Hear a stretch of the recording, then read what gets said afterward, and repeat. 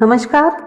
आज हम कक्षा 10 की क्षितिज पाठ्य पुस्तक से अध्याय 7 सूर्यकांत त्रिपाठी निराला जी की मातृवंदना कविता का इसकी व्याख्या करेंगे।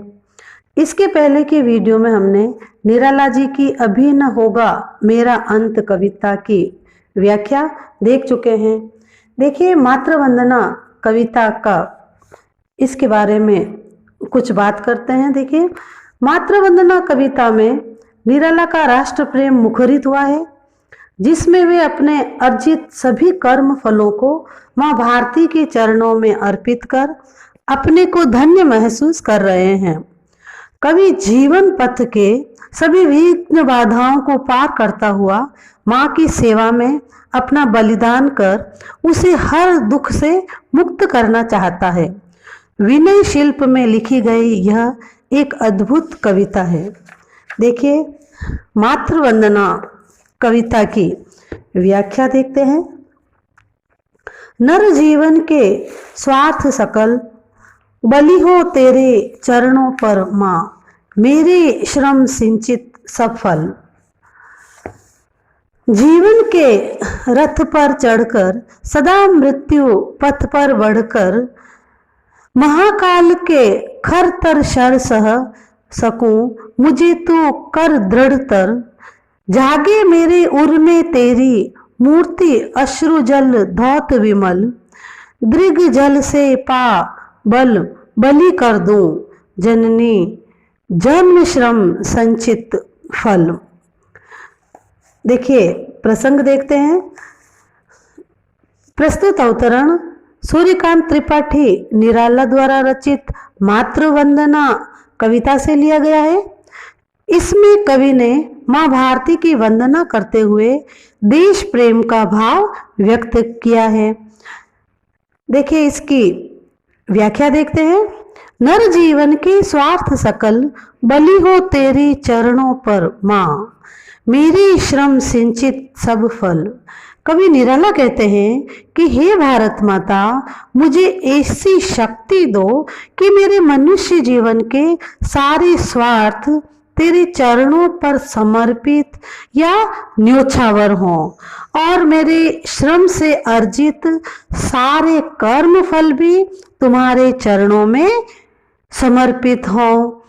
नर जीवन के स्वार्थ सकल, सारे नर जीवन के, जो मेरे मनुष्य जीवन के सभी स्वार्थ है, हे माँ, सभी तुझे तेरे ऊपर समर्पित हो, ऐसी मुझे शक्ति दो। और माँ, मेरे श्रम सिंचित सफल, जो मेरे मनुष्य जीवन के जितने अर्जित, सिंचित यानी अर्जित मेरे जितने भी कर्म फल हैं, वे सभी हे माँ तुम्हारे चरणों में समर्पित हो। जीवन के रथ पर चढ़कर सदा मृत्यु पथ पर बढ़कर महाकाल के खरतर सर सह सकूं, मुझे तू कर दृढ़तर। कवि कहते हैं कि मुझे इतना दृढ़ बना दो हे माँ, हे भारत माता, आप मुझे इतना दृढ़ बना दो कि मैं इस जीवन के रथ पर सवार होकर आगे बढ़ता रहूं। जीवन के रथ पर चढ़कर यानी जीवन के रथ पर सवार होकर मैं सदैव आगे बढ़ता रहूं, सदैव मृत्यु के पथ पर बढ़ता हुआ, महाकाल के अत्यधिक, सदा मृत्यु पथ पर बढ़कर, मृत्यु पथ पर हमेशा आगे बढ़ता हुआ महाकाल के अत्यधिक भारी भार को सह सकूं। महाभार के खरतर सर सह, मैं महाकाल के भारी भार को सह सकूं, ऐसी मुझे आप शक्ति दीजिए।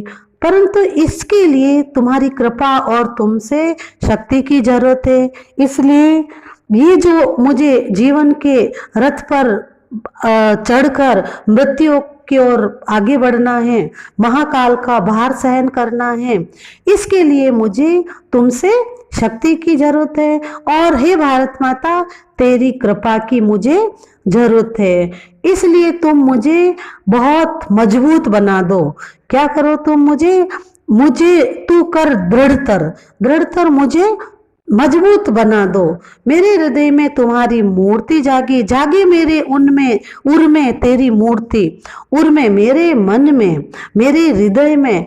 हे माँ तेरी मूर्ति जागे, उसका स्मरण होता रहे और मेरे अश्रु जल से वह मूर्ति प्रचालित होती रहे। मूर्ति मेरे जल धौत विमल, दृग जल से पाबली कर दूं जननी, जन्म श्रम संचित फल। और हे माँ मैं अपने श्रम से सिंचित जन्म फल को अपने अश्रु जल के साथ तुम पर न्योछावर कर सकूं।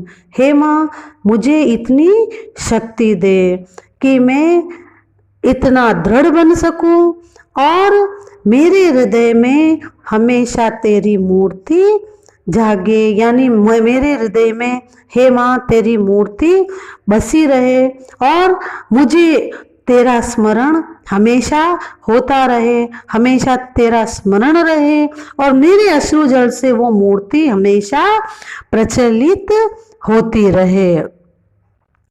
और कवि क्या कह रहा है, कवि कामना कर रहा है कि वह जीवन की बाधाओं को पार कर भारत माता के चरणों में अपना बलिदान करने की शक्ति प्राप्त कर सके।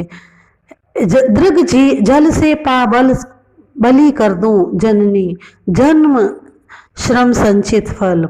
हे माँ हे भारत माता, मैं अपना जो सारा जीवन है इस जीवन की बाधाओं को पार करता हुआ, हे भारत माता मैं अपना जीवन आपके ऊपर बलिदान कर दूं, ऐसी मुझे शक्ति दे। कवि इस जीवन पथ पर आगे बढ़ता हुआ अब सारी बाधाओं को दूर करता हुआ आगे बढ़ता रहना चाहता है और अपना जीवन भारत माँ को समर्पित करना चाहता है। इसमें कवि का राष्ट्र प्रेम मुखरित हुआ है। वह अपने अर्जित कर्म फलों को माँ भारती के चरणों में अर्पित करना चाहता है। आगे की पंक्तियां देखिए। बाधाएं आए तन पर, देखो तुझे नयन मन भर, मुझे देख तू सजल दृगों से अपलक, उर के शतदल पर क्लेद युक्त अपना तन दूंगा, मुक्त करूंगा तुझे अटल, तेरे चरणों पर देकर बलि, सकल श्रेय श्रम संचित फल। देखिए इन पंक्तियों का प्रसंग देखते हैं। ये प्रस्तुत अवतरण निराला द्वारा रचित मातृवंदना कविता से लिया गया है। इसमें भारत माता के चरणों में अपना सर्वस्व समर्पण करने का भाव व्यक्त हुआ है। कवि भारत माता के चरणों में अपना सर्वस्व सब कुछ समर्पित करना चाहता है। व्याख्या देखते हैं। इसमें देखिए, बाधाएं आए तन पर, देखो तुझे नयन मन भर। कवि निराला कहते हैं कि हे मातृभूमि, हे भारत माता या हे माँ भारती, चाहे जीवन और शरीर पर बाधाएं आए, कष्ट आए, बाधाएं आए तन पर यानी मेरे शरीर पर बाधाएं आए, देखो तुझे नयन मन भर। हे भारत माता, चाहे मेरे शरीर पर बाधाएं आए, कष्ट आए, तो भी उन्हें पार कर मैं तुम्हें नेत्र भर कर देखना चाहता हूँ। देखो तुझे नयन मन भर कर देखना चाहता हूँ, नेत्र भर कर देखना चाहता हूँ। यानी कवि कह रहा है कि हे भारत माता, मेरे शरीर पर चाहे कितने ही कष्ट आए, कितने ही बाधाएं आए, लेकिन मैं तुझे अच्छी तरह से देखूं, मैं तुझे अच्छी तरह से देखना चाहता हूँ।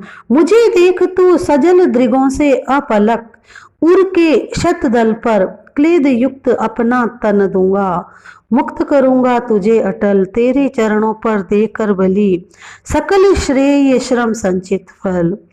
हे भारत माता, मैं चाहे कितने भी मेरे शरीर पर बाधाएं आए, मैं तुम्हें नेत्र भर कर देखना चाहता हूँ। तुम भी मुझे अश्रुयुक्त नेत्रों से एकटक देखते रहो।